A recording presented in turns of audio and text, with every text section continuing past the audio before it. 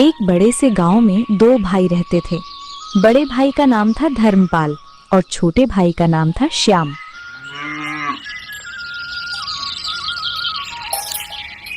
धर्मपाल के पास अपार धन दौलत थी। गांव में उसकी सबसे बड़ी हवेली थी। ऊंची दीवारें, बड़ा सा लोहे का फाटक, अंदर संगमरमर का फर्श और चारों ओर नौकर चाकर। उसकी पत्नी का नाम था कमला। कमला महंगी रेशमी साड़ियां पहनती, सोने के गहनों से सजी रहती। दोनों की जिंदगी ऐशो आराम से भरी थी। हर सुबह धर्मपाल बालकनी में खड़ा होकर चाय पीते हुए नौकरों को हुक्म देता, रामो, सुनो ध्यान से। गोदाम से आज ही 100 बोरी गेहूं शहर भेज देना। गाड़ी समय पर निकलनी चाहिए, जरा भी देर नहीं होनी चाहिए। सौदा बड़ा है, किसी तरह की लापरवाही बर्दाश्त नहीं होगी। जी मालिक, अभी इंतजाम करता हूँ। बोरी तौल कर गाड़ी में चढ़वा देता हूँ। समय पर शहर के लिए रवाना हो जाएगी। उनके घर में हर सुख सुविधा थी। बड़े बड़े कमरे, महंगे फर्नीचर, चांदी के बर्तन। लेकिन इस चमक के बीच एक ठंडापन भी था, रिश्तों में दूरी और मन में अहंकार। आज जरा आराम से बैठकर पूरा हिसाब किताब ध्यान से देख लीजिएगा। पिछले महीने का मुनाफा किसी भी हालत में कम नहीं होना चाहिए। अगर कहीं कोई कमी या गड़बड़ी रह गई हो तो अभी संभाल लीजिए, बाद में पछताना न पड़े। तुम बेफिक्र रहो। जब तक धर्मपाल इस कारोबार को संभाल रहा है, इस घर की तिजोरी कभी खाली नहीं होगी। घाटा हमारे हिस्से में नहीं आता। हम हमेशा फायदा करना जानते हैं। उसी गांव के दूसरे छोर पर मिट्टी की एक छोटी सी झोपड़ी में श्याम रहता था। उसकी पत्नी का नाम था राधा और उनके छोटे बेटे का नाम था गोपाल। श्याम बहुत गरीब था। उसके पास छोटा सा खेत था जिसमें फसल ना के बराबर होती थी। इसीलिए वो रोज सुबह काम की तलाश में निकलता। कभी खेत में मजदूरी, कभी ईंट भट्टे पर काम, कभी किसी के घर सामान ढोने का काम।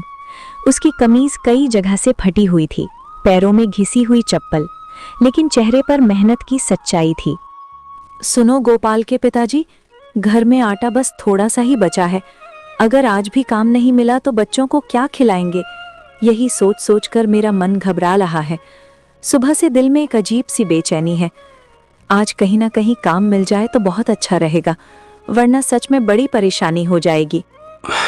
तुम इतनी चिंता मत करो राधा। ईश्वर ने चाहा तो आज मैं खाली हाथ बिल्कुल नहीं लौटूंगा।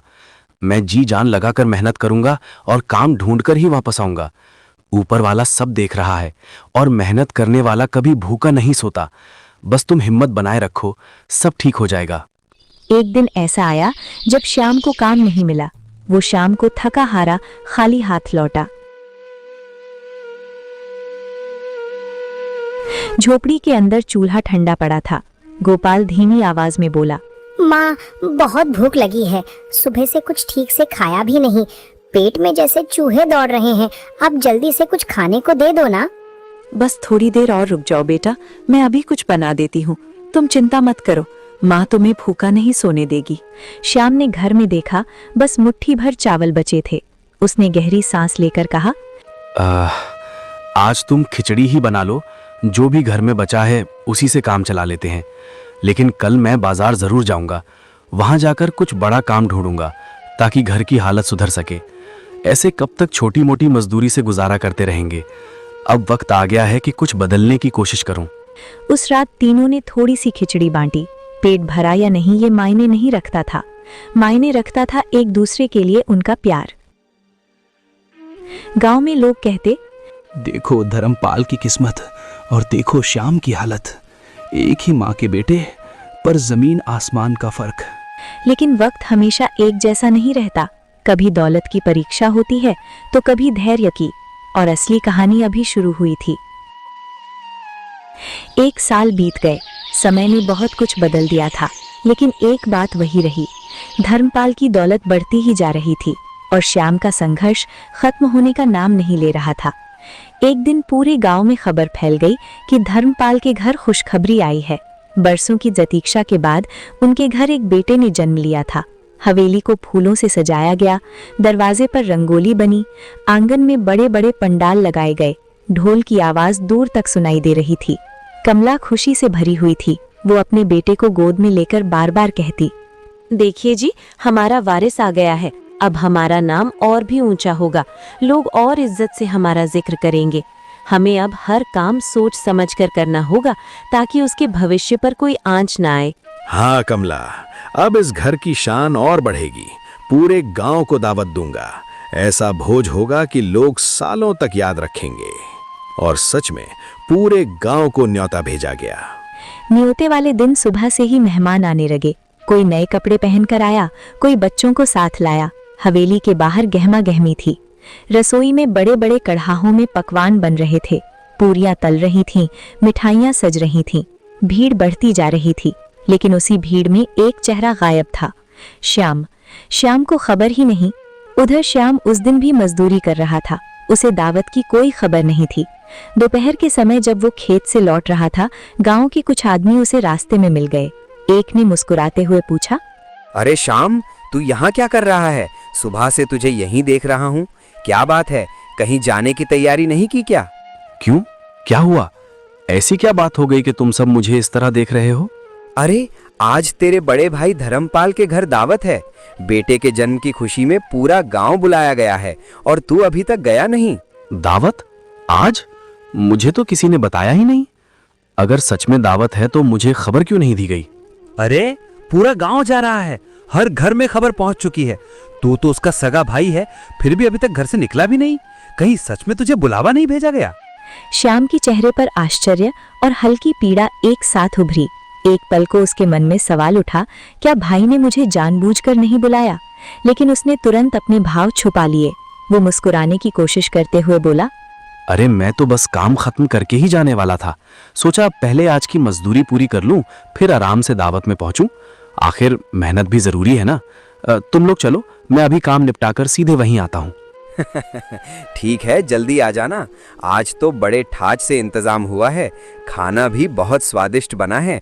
देर मत करना, वरना अच्छी चीजें खत्म हो जाएंगी। वे लोग आगे बढ़ गए। श्याम वहीं कुछ पल खड़ा रह गया। उसके मन में हलचल थी। वो जल्दी जल्दी अपने घर पहुंचा। राधा ने दरवाजे पर आते ही पूछा, आज इतनी जल्दी कैसे आ गए? रोज तो सूरज ढलने के बाद ही घर लौटते हो। सब ठीक तो है ना? कहीं काम पर कुछ परेशानी तो नहीं हुई? तुम्हें पता है, आज धर्मपाल भैया के घर दावत है। उनके यहाँ बेटा हुआ है और पूरे गांव को बुलाया गया है। अभी रास्ते में सब लोग उसी की बात कर रहे थे। बड़ा जश्न हो रहा है। हमें तो कोई बुलावा नहीं आया, न कोई खबर, न कोई संदेश। अगर सच में दावत है तो हमें क्यों नहीं बताया गया? शायद भूल गए होंगे। इतनी भागदौड़ और मेहमानों की भीड़ में हो सकता है हमारा नाम छूट गया हो। ऐसा भी तो हो सकता है कि बुलावा भेजा हो और हमें मिला ना हो। भूल गए? सगे भाई को कोई भूलता है क्या? इतने बड़े मौके पर अगर हमें खबर तक नहीं दी गई तो क्या ये सिर्फ भूल है? मुझे तो लगता है वे हमें बुलाना ही नहीं चाहते। शायद उन्हें हमारी जरूरत ही नहीं समझ आती। तुम मन छोटा मत करो। नहीं राधा, ऐसा मत सोचो। आखिर वो मेरा बड़ा भाई है, खून का रिश्ता है हमारा। इतनी भागदौड़ और मेहमानों के बीच सच में नाम छूट गया हो सकता है। हर बात को दिल पे मत लो। कभी कभी हालात भी वजह बन जाते हैं। बाबा, हम भी चलेंगे ना? वहाँ ढेर सारी मिठाई मिलेगी ना? मैं भी नए कपड़े पहनकर जाऊंगा और भैया को देखूंगा। श्याम ने बेटे की चमकती आंखों को देखा।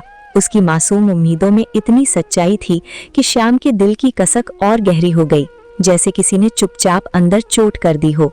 हाँ बेटा, हम भी चलेंगे। तुम तैयार हो जाओ, हम सब साथ में दावत में जाएंगे। श्याम ने घर के कोने से अपने बेटे का छोटा सा लकड़ी का झूला उठाया। राधा ने आश्चर्य से पूछा, ये झूला क्यों ले जा रहे हो? अभी तो गोपाल इसी में सोता है। उसके बिना कैसे काम चलेगा? अचानक इसे देने की क्या जरूरत पड़ गई? भाई के घर बेटा हुआ है, हमारे पास देने को और है ही क्या। ना पैसे, ना कोई कीमती चीज। यही छोटा सा झूला है जो दिल से दे सकते हैं। बच्चे के काम आ जाएगा। कम से कम हमारी तरफ से एक स्नेह तो पहुंचेगा। लेकिन ये तो गोपाल का झूला है। उसने इसी में झूल झूल कर रातें काटी हैं। क्या सच में इसे दे देना ठीक होगा? बच्चे का झूला बच्चे के ही काम आएगा। हमारा गोपाला बड़ा हो रहा है। धीरे धीरे उसे इसकी आदत भी छोड़नी होगी। अगर ये किसी और नन्हे को सुकून दे सके तो इसमें बुरा क्या है? माँ, मैं बिना झूले के भी सो जाऊंगा। अब मैं बड़ा हो गया हूँ ना, मुझे इसकी जरूरत नहीं। आप ये चाचा के बच्चे मेरे छोटे भाई को दे दो। उसे अच्छा लगेगा तो मुझे भी खुशी होगी। श्याम ने साधारण कपड़े पहने, झूला सिर पर रखा। गोपाल उसके साथ चल पड़ा। रास्ते में ढूल की आवाज तेज हो रही थी। हवेली रोशनी से जगमगा रही थी। ऊंचे दरवाजे पर रंग बिरंगी झालरें लटक रही थीं। अंदर बड़े बड़े शहरों से आए अमीर मेहमान खड़े थे। किसी ने रेशमी शेरवानी पहन रखी थी, कोई सोने की घड़ी दिखा रहा था। हंसी मजाक, ऊंची आवाजें, चांदी के बर्तनों की खनक, हर तरफ शान ही शान थी। जैसे ही श्याम ने अंदर कदम रखा, उसका दिल तेजी से धड़कने लगा। उसके कंधे पर लकड़ी का छोटा सा झूला था, बदन पर साधारण, जगह जगह से रफू की हुई कमीज, पैरों में घिसी चप्पल। उसके साथ गोपाल था, जो चारों तरफ आश्चर्य से देख रहा था। बाबा, यहाँ तो बहुत बड़े बड़े लोग आए हैं। सब कितने अच्छे कपड़े पहने हैं और कितनी चमक दमक है चारों तरफ। क्या हम भी अंदर जा सकते हैं? हाँ बेटा, तेरे चाचा बड़े आदमी हैं। उनके जान पहचान वाले भी बड़े लोग ही होंगे। लेकिन याद रखो, बड़ा इंसान कपड़ों या दौलत से नहीं, दिल से होता है। हम भी सिर उठाकर अंदर जाएंगे। लेकिन भीड़ के बीच खड़े होकर श्याम को लगा जैसे वो बहुत छोटा हो गया हो। आसपास खड़े लोग उसे ऊपर से नीचे तक देख रहे थे। कुछ की भौहें सिकुड़ गईं। वो एक कोने में खड़ा हो गया। मन में अजीब सी शर्म और घबराहट भर गई।